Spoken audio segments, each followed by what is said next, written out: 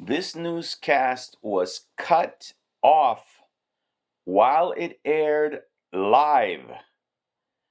A pastor who has a podcast was talking about 2 Corinthians, and the transmission was cut off by those in in control of what you're told, what you're allowed to hear, what you're not allowed to hear. Check this out. Who has been thinking a lot about it. He's the host of Fearless, and he joins us tonight. Jason, thank you so much for coming on. And I wanted to talk to you last night. Okay, I liked, and this was not a portion that you could find online afterward, where he's touching his hearing piece. It's almost the fact that the whole interview begins with him turning a deaf ear almost, and that's what's happening to the people that are the rudderless that are running this country, turning a deaf ear to what the Christians are speaking out about and the conservatives. So that to me was almost a marker of confirmation. You don't seem to have audio, but I hope without a prompt you can still answer my question. Is Jason Whitlock back? I don't think so. Yes. Yes. There he is. Can you hear us, Jason Whitlock? Yes, I can. Amen. So what did you think of yesterday? Tucker, it took me to the Bible, quite honestly. All times are biblical, but man, this really seems like we're in some end times here. And it really took me to 2 Corinthians chapter 6, verse 14 through 18. Verse 14, the Bible talks about you can't have partnership. The righteous can't have partnership with the lawless. And that's not me calling Trump the most righteous person in the world, but anybody looking at this knows that Alvin Bragg and the Democratic and the leftists are lawless.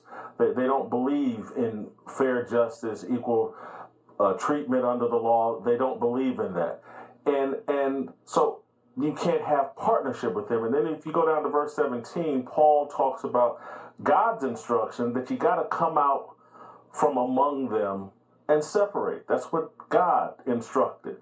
And that's where I think we actually are, Tucker, is these guys are so far removed from the truth, so far removed from any of the values that made this country great.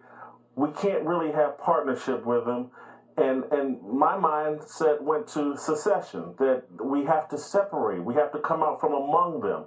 They're so unrighteous. They're so unclean that, finding common ground is impossible with people who think men can become women, who told us, hey, look, we just want two men to be able to get married, and there's no slippery slope.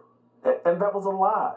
And we've seen the slippery slope. Now it's drag queens reading books to kids. Now it's taking kids to drag queen shows. Now it's mutilating kids and infecting them with gender dysphoria and using it as an excuse to cut off their breast or cut off their penis. You can't have peace. You can't have partnership with these people. There are so many lies stacked on top of lies, from the whole Black Lives Matter, George Floyd deal, and the police are just out indiscriminately killing black men and it's so dangerous because of the police. That's all a lie and everybody knows it. We can't find common ground with people who have no respect for the truth, no respect for justice, no respect for fairness. We have to think about going our separate ways. And whether that's through secession or whether that's through some sort of national divorce, it has to be on the table, because you just can't find common ground with people this delusional who think that they're God and they can make up the rules. And so I don't see a pathway forward for those of us that respect America's founding, have traditional values, have a faith in God. We got to separate, and I don't care how it's done, but I just don't see a way to coexist with people this far removed from truth. I think most decent people, no matter where they live or who they vote for, want to find common ground. I don't see any effort to find common ground from the other side. Do you? Are looking for it, want to see it, don't see it? No. And look, there was a time I had many liberal friends that I loved, and I could find common ground with them. But now, if I have to agree that men can get pregnant, I have to agree that children should be subjected to drag queens. No, can't do it. Yeah.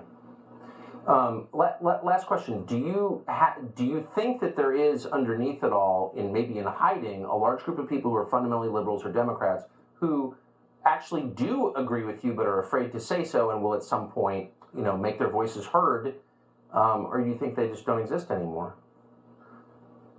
I think they exist. I just think they're scared. Like some people want to occupy the Irreconcilable differences. She wants to build it.